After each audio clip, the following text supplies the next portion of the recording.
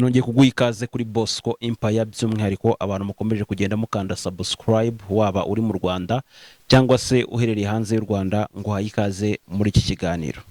Ku munsi w'ejo hashize, ngira ngo ni kuwa mbere ku itariki 13 z'ukwezi kwa 11 2023, nibwo umunyamakuru wa Ukwezi TV bita Hakizimana Theo yitabye urukiko rw'ubujurire rwa Nyarugenge. Ariko abantu benshi cyane baza kuza gutungurwa nuko uyu mugabo yanze imbabazi yahawe n'uwamureze ariwe Nzizera Aimable. Ikaba ari yabaruwa yanditswe ku itariki 10 z'ukwezi kwa 11 2023. Uyu Nzizera Aimable ayandikira urukiko rwa Nyarugenge, aho uyu muhungu yavuze ko azajuririra. Ubwo ni mbere gato cyane y'iminsi 3 uyu mugabo ngo aze kwitaba urukiko kubijyanye n'ifungwa ndetse n'ifungurwa by'agateganyo. Nyine akajya yitaba urukiko avuye hanze mu buzima bwite, cyangwa se nyine bamukatira gufungwa akageza mu rukiko avuye mageragere. Kino kibazo rero cyatangiye gute mu by'ukuri? Ni gute Nzizera Aimable yafungishije uyu munyamakuru bita Theo w'Ukwezi TV? Ngo haye ikaze muri iki kiganiro. Ngira ngo muri 61 umugabo bita ngo Birushya abagabo Antoine ndetse n'uwo bita Nkundabanyanga Eugenie nibwo bashyingiranywe. Uwo bita Birushya abagabo yari afite imyaka 20, ngira ngo ni nine, undi bita ngo Eugenie yari afite imyaka 22 y'amavuko. Uwo bita Nkundabanyanga Eugenie akaba yari afite umukobwa w'inshuti ye mu buryo bukomeye cyane bitaga ngo ni Domina mu Kabarisa, bakaba bariganye haba primary ndetse na secondary. Baza kuza gukura nyine bombi bashaka abagabo. Uyu bita Nkundabanyanga Eugenie yabanye n'uwo bita Antoine Birushya abagabo. Uyu Birushya abagabo akaba yari umusirikare ukomeye cyane haba mu ngabo za Kayibanda ndetse no mu ngabo za Habyarimana kugeza mu 1994, ubwo yazaga nyine gufata nyine ububasha yari afite akijandika muri jenoside yakorewe abatutsi mu Rwanda. Uyu bita Domina mu Kabarisa nawe yaje gushaka nyine umugabo w'umukire, of course babyarana nyine abana batari benshi, ariko aza kugira amahirwe mu bijyanye n'urushako rwe, nyine abana yabyaye barumvikana. Turi buze kwita ko bita ngo ni Dushimimana Peter ndetse n'undi bita ngo ni Nzizera Aimable. Abo ni abana ba Domina mu Kabarisa. Uyu bita ngo ni Nkundabanyanga Eugenie, uyu nguyu niwe ukiriho, umugabo we yitabye Imana. Afite abana bagira mu 8, harimo abakobwa bamwe bagiye bihindura indaya. Turi buze kuza kubigarukaho cyane, niko bivugwa cyane cyane nko uwo bita ngo ni Uwambajinema Virginie avugwaho buraya. Uyu nguyu akaba yaraje kuza kuryamana n'uwo bita Nzizera Aimable, ariko mu rwego kugira ngo Nzizera Aimable mu by'ukuri agire aho ahurira n'umuryango wa Nkundabanyanga Eugenie cyangwa se Birushya abagabo Antoine. Turi buze kuza kubireba impamvu nyine yamuteye kuba yakwikurura mpaka akisanga mu uyu muryango, ari naho baje kuza kujyana amakimbirane n'uyu munyamakuru bita ngo Hakizimana Theo. Muri abo bana rero turi buze kuza kuvugaho uwo bita ngo ni Uwamahoro Teresa, tuvuge ko uwo bita ngo Muja wa Maria Oliva, tuvuge ko uwo bita ngo Abaje neza Solange, tuvuge no ko bita ngo Uwambajinema Virginie. Nabo ngabo turi buze kuza kwibandaho, abandi si ngombwa cyane kuko n'ubundi iyi dossier ntago barimo cyane. Ku bantu batazi uwo bita ngo Nzizera Aimable, uyu Nzizera Aimable niwe washinze ibyo bita ngo Rwanda Gospel Stars Live. Iyo bita ngo Rwanda Gospel Stars Live ngira ngo ni company yari ishinzwe kuzamura umuziki wa gospel cyangwa se umuziki uhimbaza Imana mu Rwanda. Uyu mugabo Nzizera Aimable ngira ngo niyo business yakunze gukora, aho mu 2021 ku itariki 3 z'ukwezi kwa 7 yaje kuza gufata abo bita Byose na Dorcas, abajyana kwa Trascrea, abishyurira ngo indirimbo ya gospel. Abangaba ni abana b'abakobwa bamanagingwa n'uwo bita Murindahabirene. Icyo gihe byanashakuje cyane ngo uyu bita ngo Nzizera Aimable ndetse n'umunyamakuru bita ngo Mike Karangwa bashatse gufata bano bana b'abakobwa ngo babibe Murindahabi, babajyane nyine mw'iyi kampani yabo bita ngo ni Rwanda Gospel Stars Live. Bibi bintu bikomeye cyane, ariko nanone amafaranga Nzizera Aimable yari yemereye umuntu bita ngo Trascrea ngo akorere bano bana b'abakobwa indirimbo, ntago aya mafaranga yamuhaye, yamusigaye amafaranga agera mu 100,000. Trascrea yanze kurega kuko yaravuze ati n'ubundi Nzizera Aimable asanzwe ari indyarya, asanzwe ari umutekamutwe, abantu benshi cyane bafitanye ibibazo ku bintu bijyanye n'amafaranga, akwemerera amafaranga ariko ntago ashobora kuyaguha. Uyu munsi Nzizera Aimable ntago afunze, ari hano hanze ari kwidedembya ameze neza naribi. twagira tugende no mu bibazo bye by'uyu munyamakuru Theogene ndetse na Nzizera Aimable turebe ukuntu mu by'ukuri bihagaze. Mu mwaka w'ibihumbi 2002 urabizi neza ko aribwo inkiko gacaca zazitangiye hano mu gihugu cy'u Rwanda. Uyu mugabo bita ngo birushya abagabo Antoine bamugarutseho mu nkiko gacaca bamushinja yuko yakoze genocide yakorewe abatutsi, ndetse hari n'imiryango igera kuri 2 ngo yasahuye imitungo yabo. Mu mwaka w'ibihumbi 2003 uyu muntu bita ngo uyu mwana w'umukobwa ngira ngo niwe muhererezi bita ngo baje neza Solange yaje kuva mu Rwanda yigira mu gihugu cya Kenya akora ibintu bijyanye no gusuka cyangwa se gukora muri salo muri 2003. Mu mwaka w'ibihumbi 2007 uyu mukecuru bita ngo Nkundabanyanga Eugenie yaje gufatwa n'uburwayi biba ngombwa yuko asohoka mu gihugu cy'u Rwanda akajya kwivuriza muri Kenya. Yagiye nyine asangayo umwana w'umukobwa yari amaze imyaka 4 bita ngo abaje neza Solange. Uyu mukecuru mu gusohoka igihugu bitewe nuko yarari niwe wagendaga yitaba inkiko asa nkaho abazwa ibibazo cyangwa se iby'imitungo umugabo we bita ngo Antoine yari yarangije muri genocide. Byabaye ngombwa ko ngo aza gusohoka rero ngo igihugu akoresheje irangamuntu y'impimbano abifashijwemo n'umuhungu wa Domina Mukabarisa. Ngira ngo ibyo ngibyo nuwo bita Theo yabivuze mu rukiko nyine mu gihe bamuhaga umwanya wo kwiregura, turi buze kuza kubigarukaho akantu ku kandi. Yasohotse igihugu atitwa ngo Nkundabanyanga Eugenie ahubwo asohoka bamwita ngo ni Kirezi Sonia. Akimara gusohoka rero kino gihugu amaze kujya hanze, wa mukobwa nakubwiye bita ngo Uwamahoro Teresa afatanyije na mukuru we bita ngo Mujawamariya Oliva baje kuza gufata inzu ya musaza wabo barayigurisha. Bamaze kuyigurisha bafashe amafaranga make cyane boherereza nyina wari waragiye muri Kenya kwivuza. Yagiye muri Kenya kwivuza aherekejwe n'umukobwa we bita ngo Uwambaje Inema Virginie, niwe wamuherekeje bagiye muri Kenya kwivuza. Uwo bita ngo abaje neza Solange niwe wari umucumbikiye muri Kenya aho yabaga nyine, nakuye ko yagiye muri 2003 agiye mu bintu bijyanye na salon de coiffure gusuka nyine abanyakenya. Agezeyo nyine aramucumbikira akajya kwivuza ariko arwajwe n'uwo bita ngo Uwambaje Inema Virginie. Amafaranga yo kwishyura ibitaro rero nta handi hantu yavuye, bafashe inzu ya musaza wabo nawe wari warahunze igihugu yaragiye mu bintu bijyanye na genocide, noneho bafata inzu yari yarasize barayigurisha, bafata amafaranga bishyura imiryango 2 yo mu karere ka za Nyanza ya Kicukiro, kubera ko bano bo batuye mu Gatenga. Urumva umugabo yavaga mu Gatenga nyine akajya gusahura za Kicukiro, icyaha kiramuhama, birangombwa ko bagurisha ino nzu y'umwana y'umuhungu bishyura ibyo yangije mu mitungo, imiryango igera muri 2 asagutse bayohereza nyina muri Kenya arivuza. Uyu bita ngo Nkundabanyanga Eugenie ariko wasohotse igihugu yise ngo Kirezi Sonia abifashijwemo n'umwana w'umuhungu wa Domina Mukabarisa, wa wundi nyine biganye. Numva ko nawe uyu munsi ni umukecuru. Ibintu byarakomeje, noneho uyu muntu bita ngo Teresa ndetse na Oliva iyi nzu nyine nakuye ko bayigurisha nibo bayigurishirize, bahereza umukecuru amafaranga arivuza ndetse bishyura ibyangijwe muri genocide. Noneho uyu muntu bita ngo Nzizera Aimable yaje kuza kwinjira mu iyi famiye noneho mu buryo bweruye, igihe bita Teresa na Oliva bagurishije isambu ihagaze miliyari zigera muri 2.5, ubwo ni miliyoni 2,500. Ni amafaranga menshi. Bano bakobwa bayigurisha n'umuntu bita Karangwa, ariko arabahenda nyine baha amafaranga makeya nk'abantu nyine bari bagize gute, bari bari gutubura cyangwa se bagurisha isambu itari yabo. Ni isambu nini iherereye mu karere ka Kicukiro hariya ahantu bita hafi no ku murenge wa Gatenga. Isambu maze kuyigurisha n'umuntu bita Karangwa abahaye amafaranga makeya, umuntu bita uyu mukecuru yaje kuva muri Kenya asanga isambu yaragurishijwe. Mu kugurishwa birasakuza cyane. Mu mafaranga bano bakobwa bari basigaranye ubita ngo Uwamahoro Teresa ndetse n'uwo bita ngo Mujawamariya Oliva basanze bamaze gukoreshaho miliyoni zigera mu 150. Andi bayasubiza Karangwa, noneho iyo sambu bayitangaho ingwate muri Equity Bank. Izo miliyoni 150 zaburagaho barazibaguriza bazihereza Karangwa basubiza isambu yabo, bayisubiza umukecuru. Bano bakobwa baprofisa umukecuru adahari, isambu barayirya. Urumva ni muri za 2007 2008. Mu gutanga ingwate rero ngo aya mafaranga miliyoni 150 zaje kuza kuba ikibazo gikomeye cyane. Nzizera Aimable yaje kuganira na mama we bita Domina mu Kabarisa, arabimuganiriza. Amaze kubimuganiriza uyu bita Nzizera Aimable nibwo yaje kureba uyu mukecuru bita Nkundabanyanga Eugenie, amwemerera ko agiye kumutangira izo miliyoni 150 muri Equity Bank, bakishyura uwo mwenda babereyemo, noneho bakazagira ukuntu babyumvikanaho bakayamuha gake gake.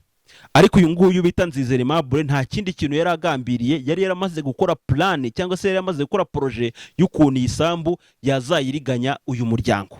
Nzizera Aimable akimara kumenya story y'ukuntu ngo bagurishije ngo inzu ngo bishyure ngo imiryango yarokotse genocide, ariko igasanga ibintu byabo uwo bita ngo birushya abagabo Antoine yarabyangije. Uyu bita Nzizera Aimable yashatse ko iyo nzigaruzwa uwayiguze agasubizwa amafaranga cyangwa se ngo bakamunyanganya bakayimwaka uko biboneye. Nzizera Aimable yahamagaye uyu mugore bita ngo Uwamahoro Teresa, aramubwira ati ndashaka yuko urega noneho iriya nzu mwagurishije bakayibasubiza, nge nzagukingira ikibaba kubera ko ubwo bushobozi ngize gute ndabufite bwo kugukingira ikibaba nyine mu nzego z'ubuyobozi, nkajya ngenda nyine nkwitambikira ugatambuka neza. Ujye ubona kuntu ababonsa nyine bagenda nyine batambika amaboko cyangwa se nk'aba bodyguard barinda nk'umuntu ukomeye, kuntu bagenda bitambika bagakura abantu mu nzira noneho barinze agatambuka. Ubwo Nzizera Aimable nicyo yaragiye gukora, akagenda yitambika mu mategeko cyangwa se mu bayobozi, noneho uyu mugore bita Uwamahoro Teresa ariko uburana ibintu by'amafuti by'amahugu, ariko Nzizera Aimable akabimugiramo ibintu bigakunda bikarya bikagenda neza. Uyu bita Teresa Uwamahoro ndetse n'undi bita ngo wa Maria Oliva, uzi ko abangaba bari bahuje umugambi nyine wo kurya isambu y'abavandimwe bose, ndetse ni nabo bagurishije ya nzu bishyura abangirijwe imitungo muri jenoside ndetse banavuza umukecuru. Baravuze ngo ibi bintu biramutse bikozwe byaba bimeze nk'aho gupfobya genocide yakorewe abatutsi, kubera ko bino bintu data yarabikoze muri genocide, nta mpamvu yo kugira ngo bari abantu twe kubishyura. Bandika inzandiko bavuga ko bino bintu bitakwiye gukorwa. Umuntu bita Nzizera Aimable akimara kubona yuko adahuje ubutekamutwe n'uwo bita Uwamahoro Teresa ndetse n'uwo bita wa Maria Oliva, yahise abishyiramo atangira kubateranya na mukecuru, cyane ko bari baranagurishije n'isambu baranabihaniwe, ibihano bahawe byaye byaramaze kurangira. Ubutubuzi burakomeje, izo miliyoni 150 yamaze kuzishyura kuri Equity Bank, ariko amafaranga mukecuru ntago ari kuyabona. N'uyu munsi afite isambu ihagaze miliyoni 2,250, ariko aracyaba mu bukode, ntanze agira mu mujyi wa Kigali. Afite amahegitari bibanza ngira ngo birenga hafi 150 mu mujyi wa Kigali. Urumva ko iyo ni isambu nini cyane, wagombye kuba ubona buri kimwe cyose wifuza, ariko ari mu bukode. Byaje kugenda gute rero kugira ngo Nzizera Aimable aze kuza kwisanga mu iyi famiye, kugeza naho ugiranye ikibazo n'ino famiye ari gufata ya mbere kumufungisha?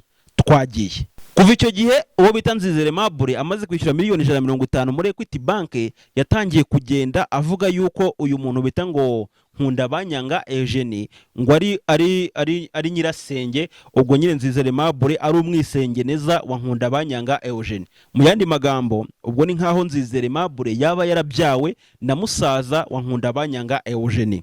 Bakobwa babiri nakubwiye bita ngo Uwamahoro Teresa n'undi bita ngo umuja wa Maria Oliva, baragiye bakora ikiganiro kuri Yongwe TV bavuga yuko Nzizera Aimable nta kintu bapfana nawe uretse ayo mafaranga miliyoni 150 yishyuye kuri Equity Bank, ndetse bakaba bari gushaka ukuntu bagira nk'akantu bagurisha amafaranga bakayishyura, akabavira mu byabo, akabavira mu by'ababyeyi be. Ikiganiro baragikora. Mu gukora kino kiganiro, umuntu bita Nzizera Aimable yahamagaye umuntu bita ngo Theo uri wo Kwezi TV, aramubwiye ngo wabonye igitero uwo bita Yongwe yangabyeho, wabonye ko Yongwe yanyatatse, wareka tugakora ikindi kiganiro kivuguruza kiriya bakoze hariya. Kano kantu yakamubwiye kuri WhatsApp, ngira ngo Theo niwe bigarutseho mu rukiko yiregura cyangwa se avuga uko yabanye na Aimable. Noneho ngo arakirengagiza, nta kintu yigeze abisubiza. Ari ukuntu uganira n'umuntu ukamubaza ikintu ariko ukabona ahise gusubiza ibidahuye n'ibyo wamubajije, iyo ngingo nyine akamera nkaho yirenganyije mugakomeza. Icyo kiganiro ntago uwo bita Theo yigeze agikora ku Kwezi TV, ariko uwo bita Nzizera Aimable we yabimusabye ngo icyo kiganiro bagikore bavuguruze ibyo bano bakobwa Teresa na Oliva bakoze kuri Yongwe TV. Noneho uyu bita Theo aravuga ati ibyo bavuze nibyo, nindamuka ngiye gukora ikiganiro kibavuguruza ngendaza kuza kuba nkoze ikosa cyangwa se nifatanyije na Nzizera Aimable amakosa. Ibi bintu yamaze kubyanga rero, nibwo bita Nzizera Aimable yatangiye kugirana amakimbirane n'umunyamakuru wa Ukwezi TV bita Manirakiza Theogene. Nzizera Aimable nk'umuntu wari uzi inyungu afite mu muryango wa Antoine, kandi akabona ko kwiyita ko ari umwisengereza wabo byananiranye, yahisemo gufata uwo bita ngo wa mugore nakubwiye bita ngo uwambaje inema Virginie. Uyu nguyu akaba avugwa ko ari n'indaya cyangwa se n'indangamirwa yigurisha cyane, ko afite abana benshi batandukanye kuri base batandukanye. Uyu bita Nzizera Aimable rero nta kindi yakoze, yahise yegereza uyu muntu bita ngo uwambaje inema Virginie, amushingira akabari ahantu bita Nyanza ya Kicukiro, ndetse baranaryamana, amutera inda mu rwego kugira ngo noneho abe umukwe weruye wa Nkundabanyanga Eugene.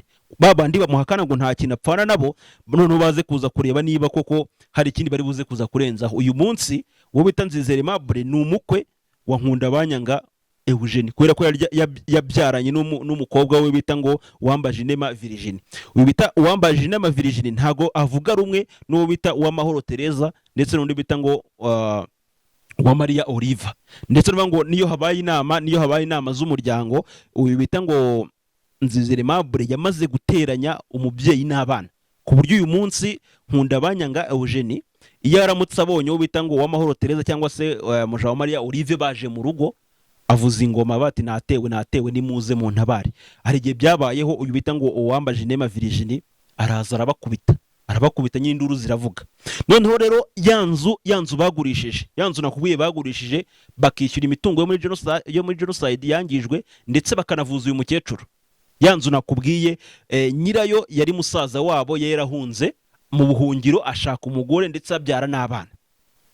Uyu mugore yaje gutahuka, mu gutahuka nyine umva ko inzu y'umugabo we bari barayigurishije. Uyu mugore akaba yarageze mu Rwanda ku itariki 9 z'ukwezi kwa 4 2023.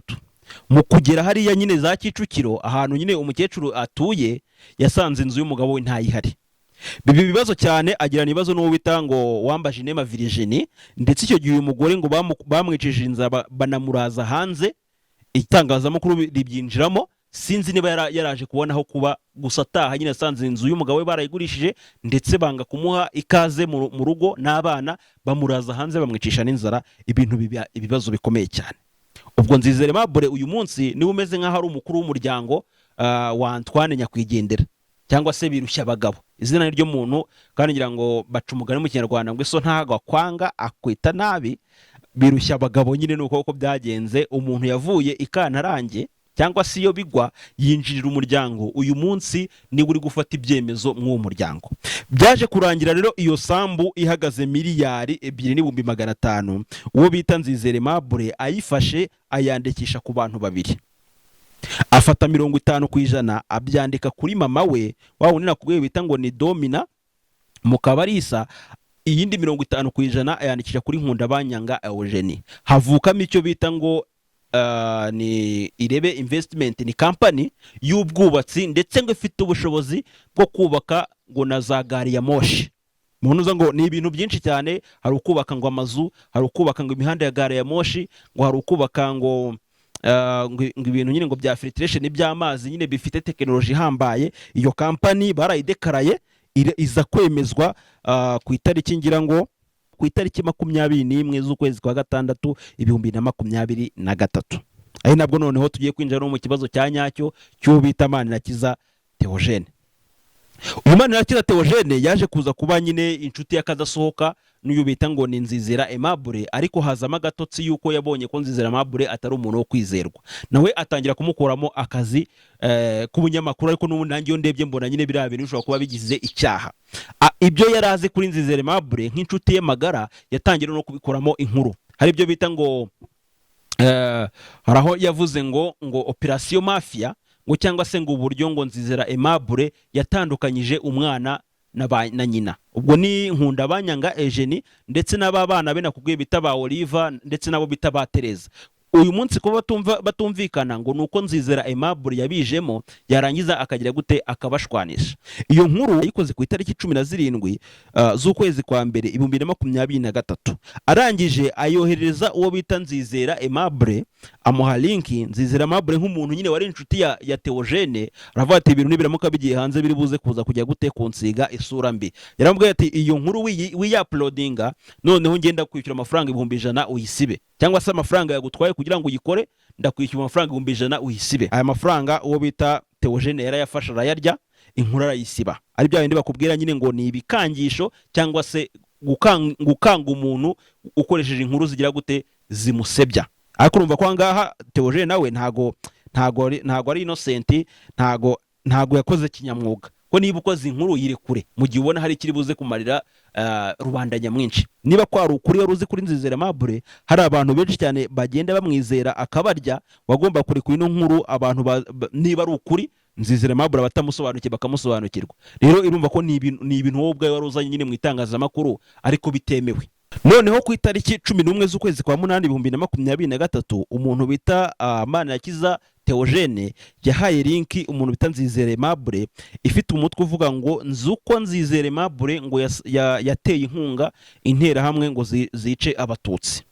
Noneho Manirakiza ari kuburana yaravuze ngo iyi nkuru ntago ari nge wayikoze, ariko narayibonye nyoherereza Nzizera Aimable, ariko kuba nayimwohereje suko ari nge wayikoze. Ndetse no kuri YouTube channel yanjye iyi nkuru ntago ibaho. Ku itariki 5 z'ukwezi kwa 10 2023, uwo bita Nzizera Aimable yahamagaye uwo bita Manirakiza Theogene ati ko utaza ngo dukorane ya masezerano. Mu by'ukuri Nzizera Aimable ntago yarari guha akazi Manirakiza Theogene kuko amukunze, ahubwo yagiraga ngo nyine amwiyegereze kuko yarazi ibintu byinshi bye bari barabaye inshuti. Aravuga ati niba noneho tutari inshuti nge nawe azankira hanze, amabanga yanjye yose arayazi, atangire kugira gute kumpemukira. Reka nze mwiyegereze tube inshuti za hafi, tugirane imikoranire, noneho ibyo azajya amenyaho cyangwa se ibyo yarazi kuri ngewe ntabwo azongera kujya gute kubitangaza. Nibwo rero uyu bita Nzizera Aimable yiyegereje wo bita Theogene, aramubwira ati ngiye kuguhereza akazi ko kunyamamariza company bita ngo Amarebe Investment, nzaguha miliyoni 2 kashi ndetse nge nguhemba amafaranga 200,000 bya buri kwezi. Kwize tariki 5 yaramuhamagaye undamubwira ko atari kuboneka neza. Noneho bapanga ku itariki 7 z'ukwezi kwa 10 2023, hari kuwa gatandatu bahura ku isaha y'isa 12:30 muri Remigo Hotel. Ari nabwo uwo bita ngo Theogene yaje gufata telefone atangira kurekodinga uwo bita Nzizera Aimable ariko we atabizi. Ari nabwo yaje kumubwira ibya ruswa ya miliyoni 20 z'amanyarwanda yishyuye umujyi wa Kigali kugira ngo nyine iyi kampani ye bita ngo Amarebe Investment ize kuza gukora cyangwa se ubwo bwubatsi bwayo bubashe kuba bwagira gute bwabaho. Noneho ku izi tariki 7 bamaze guhura, bahanye gahunda yuko bari buze kuza noneho ku itariki 9 bakagira gute bagasinyana amasezerano, akamuhereza ayo mafaranga. Ku itariki 9 zigeze, uyu bita Nzizera Aimable aho kugira ngo ahure na Theogene Manirakiza, we yaramubwiye ngo ntago ndi kuboneka, ahubwo we ahita ajya kuri RIB. Aravuga ngo hari umuntu ugiye kuza ejo uzaza iwanjye, yarangiza nkamuha ruswa y'500, muzaye muri hafi aho ngaho mwambaye civile cyangwa se mwigize nk'abakiriya kuri kampani yanjye, aze muha amafaranga muhita mugira gute muhitamo mufata. Ubwo gahunda yo ku itariki 9 z'ukwezi kwa 10 barayihinduye, bayimurira ku itariki 10 bukiye bwaho kwa kabiri, kugira ngo aze kuza gufata ayo mafaranga kuri ofisi hari Kicukiro ya ntuza ya kampani bita ngo ni Amarebe Investment. Uyu muntu bita Nzizera Aimable ntago yari ahari kuri ofisi, ahubwo hari murumuna we bita ngo ni Dushimimana Peter cyangwa Dushimimana Pierre cyangwa se Peter. Niho uyu nguyu niwe wahuye n'uwo bita ngo Manirakiza Theogene. Icyo gihe inzego za RIB zari zihari nyine bigize nk'abasivili nyine, akaba ari inzego za leta, ariko nyine utabikeka, afite ipingo, afite buri kimwe cyose.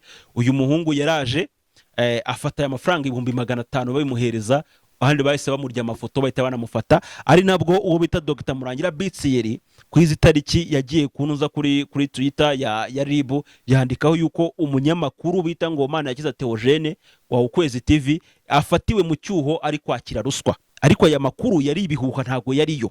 Niyo mpamvu ngiye nkubwira ngo gutangaza amakuru y'ibihuha si ikibazo, ko buri wese yatangaza bitewe naho wavomye inkuru, kuko uyu muntu bita ngo Manirakiza Theogene RIB yamufashe iziko imufatiye mu cyuho cya ruswa, kubera ko uyu bita Nzizera Aimable niko yabatangarije ayo makuru, ariko ayo makuru yari ibihuha, ahubwo yaraje gufata avance sur salaire kuri ya masezerano yo kwamamaza bari bagiye kugirana, kugira ngo ayo marebe investment bayacishe kunoza Kwezi TV nyine azajye kuzura, cyangwa se iyo mishinga izajye kuzura buri muntu wese yagize gute ahize. RIB ku izo tariki isohora itangazo yuko yafatiye Theogene mu cyuho, ariko bakurikiranye basanga sibyo, kuko Theogene amaze kugira muri ofisi yarababwiye abereka n'ibyangombwa n'ibizibiti byuko yaraje gufata amafaranga ya avance kuri kontra ya miliyoni 2 ndetse n'ibihumbi 200 bya buri kwezi yagomba kujya agira gute ahembwa.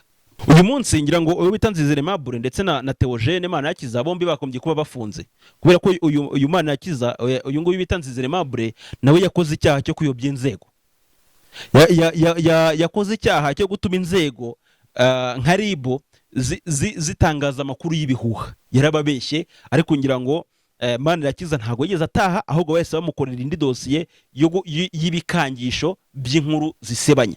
Niyo dosiye yaje mu rukiko agira gute ari kuregwa. Ngira ngo yaje kwitaba urukiko rw'ibanze rwa Kicukiro hari ku itariki ngira ngo 24 z'ukwezi kwa 10 2023, ngira ngo nibwo yagiye kuburana mu rukiko rw'ibanze rwa Kicukiro. Asanga nyine ibya ruswa ntago birimo nk'uko abanyarwanda bari babizi, ndetse n'abanyamakuru batungurwa no kubona bari kumurega ibyo bita ngo ibikangisho n'inkuru zisebanya. Uri kwa kushobora kuba nyenda hari nk'amakuru runaka ufite ku muntu wari ukavuga ati nudakora gutya na gutya bino bintu ndabivuga. Muri urwo rubanza ngira ngo umunyamakuru Manirakiza Theogene yari ari kunganirwa n'uwo bita ngo Umulisa Alisa ndetse n'undi bita ngo ni Jean Paul Ibambi. Bavugaga yuko umukiriya wabo bakwiye kumureka akajya yitaba ari hanze, cyangwa se bakamukurikirana ari hanze akajya yitaba urukiko ariko ari mu buzima busanzwe. Abashinjacyaha bamushinjaga ibyaha bavuze yuko nta mpamvu n'imwe yatuma uyu Manirakiza Theogene aburana ari hanze, bavuga batanga impamvu zigaragaza yuko yazatoroka ubutabera. Ngira no ku itariki 25 z'ukwezi kwa 10 2023 nibwo urukiko rw'ibanze rwa Kagarama rwemeje yuko umunyamakuru Manirakiza Theogene agiye gufungwa iminsi 30, bahita bamanura amageragere akajya yitaba urukiko agira gute ari mageragere. Yahise ajurira urukiko rwisumbuye rwa Nyarugenge ku rwego kugira ngo nyine we aburane ari hanze.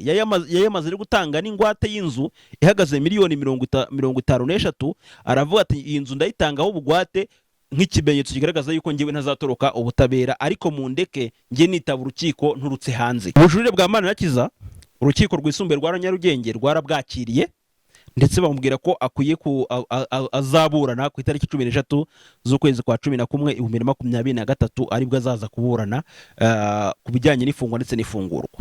Habura iminsi 3 ngo uyu munyamakuru yitaba urukiko rwa Nyarugenge, umuntu bita Nzizera Aimable yanditse ibaruwa ku itariki 10 z'ukwezi kwa 11 2023 ivuga yuko ahaye imbabazi umuntu bita Theogene kugira ngo ajye akurikiranwa ari hanze muri kugira ngo agire gute yite ku muryango we.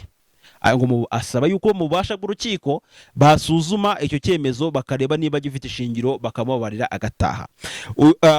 Uyu mugabo ku itariki 13 z'ukwa 11 2023 ageze mu rukiko, ngira ngo bamusomeye iyi baruwa yanditswe na Nzizera Aimable, aravuga ati nge nta mpamvu nimwe yatuma nge ntaha ku mbabazi za Nzizera Aimable, kubera ko nta cyaha nakoze, nta cyaha namukoreye. Kwako ibyaha aregwa byose agira gute arabihakana. Kano kantu rero k'imbabazi baramukwiye kukitondera nawe ubwawe niba gufata buriya imbabazi. Ikintu bita imbabazi ni uburyo bumwe cyangwa se ubundi bushobora gutuma uregwa yemera icyaha cyangwa se yishinja icyaha. Kuko uyu munsi niba bavuze ati wakoze wibye, ariko uvuga ko wibye akaba nta bimenyetso bifatika afite, uyu munsi nakubabarira ukemera ko akubabariye, uraza kuza kuba wemeye ko cya cyaha wagikoze mu buryo bumwe cyangwa se ubundi. uyu muntu bita ngo Manirakiza Theogene hano hantu yarebye kure cyane kuba yaranze imbabazi za Nzizera Aimable. Uyu nguyu ni umupolitisiye wo ku rwego rwo hejuru, arakaze kandi bwo abafite n'abajyanama barenze bategenda we umubabarire, naza mu rukiko akemera yuko umubabariye, twe no turi buze kujya gute, turi buhite tumukanira urukwiye ko niba wemeye imbabazi ni gute suri bwuze kongera guhakana icyaha? Ese imbabazi wazemereye iki niba utarakosheje? Uyu bitaro Manirakiza yabati ntago ngende buze gutaha kubera imbabazi za hano za Aimable, afazari ngewe nyine urukiko mu bushishozi bwanyu abari mwege mwemera ko nkurikiranwa ndi hanze, ariko nge ntago ndi buze gutaha ku mbabazi zande za Nzizera Aimable, azitesha agaciro ku mugaragaro. Wibuke yuko umuntu bita Mutesi Jolly yahuye na Jean Paul nawe ngo baganira ku mbabazi. Niba izi mbabazi Jean Paul yarazemeye, bivuze ko n'icyaha yagize gute, ibyaha aregwa yabyemeye. Kuko nugira mu rukiko uri kuburanira mu mizi, abashinjacyaha bazagutama akagingo ngo ese kuki baguhaye imbabazi ukazemera niba nta cyaha wakoze? None se ubwo wowe uzavuga ngo nemeye imbabazi kugira ngo ntahe? Kwemera imbabazi bihwanye no kwemera icyaha. Kwanza urabanza ukemera icyaha ko wagikoze, warangiza ukagira gute ugasaba imbabazi. Nta muntu usaba imbabazi y'icyaha atakoze. Iyo usabye imbabazi cyangwa se iyo baguhaye imbabazi ukazemera, uba wishinja icyaha. Ibyo ngibyo niwo mutego Nzizera Aimable yateze Theogene, ariko ashanga Theogene nawe n'inararibonye ibyarimo ageze gute arabizi. Bakaba baramubwiye ko rero agomba kuzasomerwa ku itariki 17 z'ukwezi kwa 11 2023 aribwo urukiko rwa Nyarugenge yajuririye ruzemera niba koko uyu bita Manirakiza Theogene azaburana ari hanze akajya yitaba urukiko avuye hanze, cyangwa se niba n'ubundi bamufunga akajya yitaba avuye imageragere. Bivuze ngo amahirwe menshi yo gutaha kuri Theogene arahari, ariko niba Jean Paul yaremeye ikosa yo kwemera imbabazi cyangwa se yo gusaba imbabazi, birakomeye, birakaze. So rero nkaba ngushimiye ku mwanya waduhaye hano kuri Bosco Empire. Niba warakanze subscribe ukakana no kwazogera itsoke, nawe utarayikora mu gihe wabona bikwiriye, ndakwinginze yikore, ko ngiyewe nyine bimpeza motivation yo gukomeza nyine kugenda nkora mbashakira amakuru yimbitse mu mpande zose. Murakoze cyane, Imana ibamere umugisha.